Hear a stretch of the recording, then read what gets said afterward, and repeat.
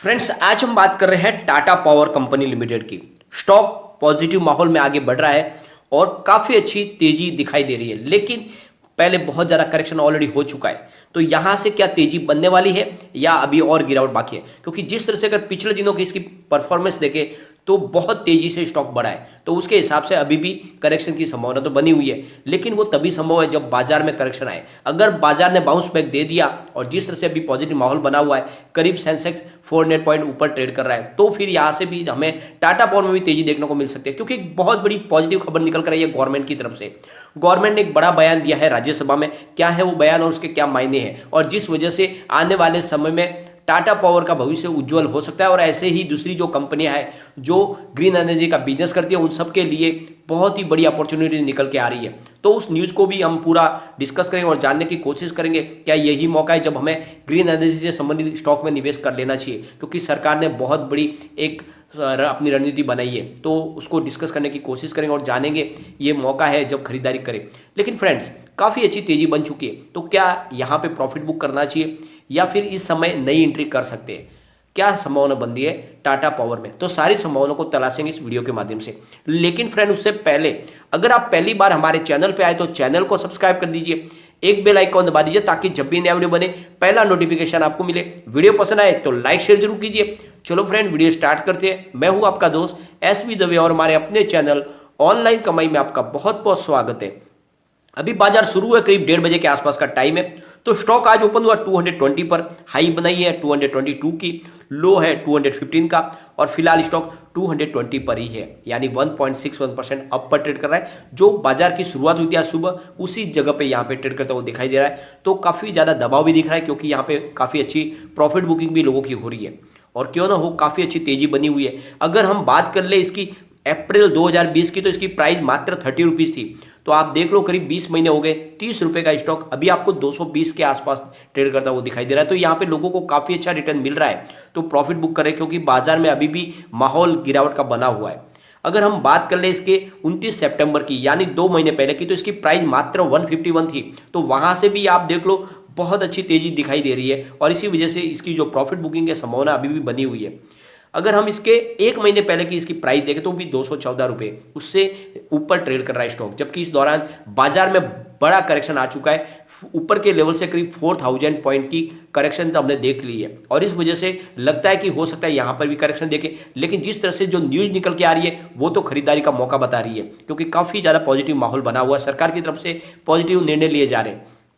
BSc की बात कर लेते हैं तो 40,54,000 का वॉल्यूम हुआ, सामने 8,96,000 की डिलीवरी उठाएगी, और डिलीवरी का परसेंटेज 22.12% है।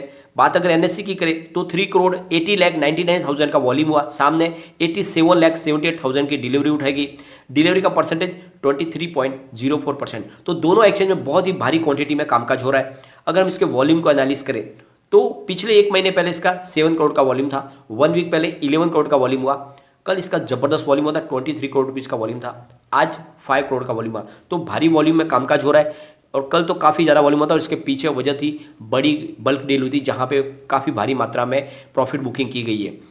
और अगर बायर सेलर के आंकड़े की आज बात करें तो करीब 34,47,000 बायर है जो अभी इसको लेना पसंद करे स्टॉक को, और सामने 35,32,000 सेलर भी है। तो बायर और सेलर के आंकड़े लगभग समान है, और इसी वजह से यहाँ पे हमें बड़ी तेजी भी नहीं दिखाई दे रही है और यहाँ पे कमजोरी भी दिखाई नहीं दे रही है। स्टॉक लगभग फ्लैट ही ट्रेड करता हुआ दिखाई दे रहा है, 1% ऊपर है स्टॉक। यहाँ पे 62.45 इसका 52 वीक का लो है, 267 इसका 52 वीक का हाई है, और फिलहाल स्टॉक 220 पे है। तो ऊपर के लेवल से स्टॉक काफ़ी करेक्ट हो चुका है, लेकिन अब ये हमें ये भी देखना है कि करीब सेंसेक्स में भी बड़ी गिरावट हो चुकी है। और ये जो कल जो भारी वॉल्यूम होता है उसके पीछे है बल्क डील। टाटा पावर में कड़ी एक बड़ी बल्क डील हुई थी, और उस डील के माध्यम से माल बेचा गया था, और इस वजह से ये हमें भारी एक क्वांटिटी कल की दिखाई दे रही है। करीब 23 करोड़ रुपीज़ के आसपास कामकाज हुआ था। तो ये जो उसका नतीजा है कि बल्क डील के माध्यम से माल बेचा गया है। फ्रेंड्स, जो अब लेटेस्ट अपडेट निकल के आ रही है, गवर्नमेंट ने राज्यसभा में एक बड़ा बयान दिया है। सरकार चाहती है कि आने वाले 2022 तक गवर्नमेंट 175 गीगावाट रिन्यूएबल एनर्जी का कैपेसिटी तक पहुंच जाए। तो सरकार ने ठान लिया है कि आने वाले समय में जो पूरे के पूरे जो कामकाज है, जहां पे वो सारे के सारे ग्रीन एनर्जी से संबंधित कारोबार हो, यानी जहां पे फॉजिल फ्यूल्स है वो इस्तेमाल हो रहा है उसको कम किया जाए और उसकी जगह पे ग्रीन एनर्जी ही इस्तेमाल हो, जिसमें विंड टर्बाइन भी आते हैं और सोलर प्रोजेक्ट भी आते हैं। और इसीलिए टाटा पावर के भविष्य हमें उज्जवल लग रही है, क्योंकि कंपनी सोलर रूफटॉप का काम बहुत तेज़ी से आगे बढ़ा रही है और सरकार ने जो है अपनी तरफ से कह दिया है। तो 175 गीगावाट की जो है कैपेसिटी 2022 तक अचीव करने की सरकार की तरफ से कहा गया है कि ये हमारा टारगेट है। करीब 150 गीगावाट रिन्यूएबल एनर्जी के ऊपर हम लोग ऑलरेडी पहुंच चुके हैं, जिसमें लार्ज हाइड्रो प्रोजेक्ट भी साथ में शामिल है। ये जो बयान दिया है सरकार ने वो राज्यसभा में दिया है, मिनिस्टर RK सिंह की तरफ से बयान दिया गया है। और टोटल जो टारगेट उनका रखा हुआ है कि 2030 तक नॉन फॉजिल फ्यूल 2030 के अंदर हमें 500 गीगावाट तक पहुंचना है, ये टारगेट सेट किया है सरकार ने। तो आने वाला 2030 तक 500 गीगावाट तक कैपेसिटी को पहुंचाना है। तो बहुत ज़्यादा अब मौके आने वाले हैं टाटा पावर को और इससे जैसी रिलेटेड जो दूसरी कंपनियां जो ग्रीन एनर्जी का बिजनेस करती है। तो सरकार ने ये पूरी तरह से ठान लिया कि आने वाले समय में रिन्यूएबल एनर्जी बिजनेस को ही आगे बढ़ाना है।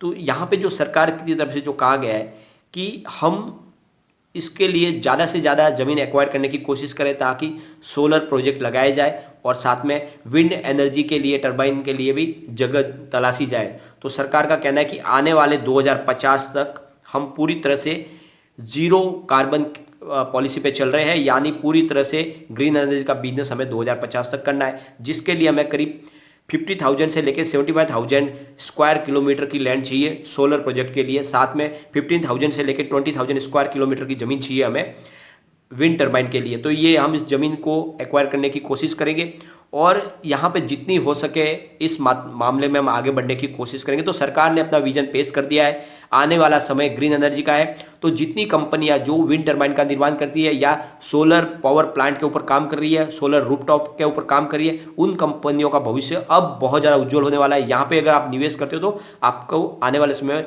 बहुत ही शानदार रिटर्न मिल सकता है। दूसरी तरफ सरकार ने कहा है कि हम जमीन तो एक्वायर करने की कोशिश कर ही रहे हैं, लेकिन दूसरी तरफ बहुत सारी सोलर रूफटॉप प्रोजेक्ट के ऊपर कोशिश की जा रही है कि जहाँ पे बिल्डिंग जो बड़े बड़े बिल्डर हैं उनके माध्यम से और जहाँ पे ज़मीन मिले, चाहे वो गवर्नमेंट की ज़मीन हो, उसके ऊपर सोलर रूफटॉप प्रोजेक्ट लगाने की ज़्यादा कोशिश कर रहे हैं, क्योंकि वहाँ पे हमें लैंड एक्वायर करने की जरूरत नहीं पड़ रही है। तो उसके ऊपर भी कोशिश की जा रही है और इस टाटा पावर इस मामले में सबसे आगे है।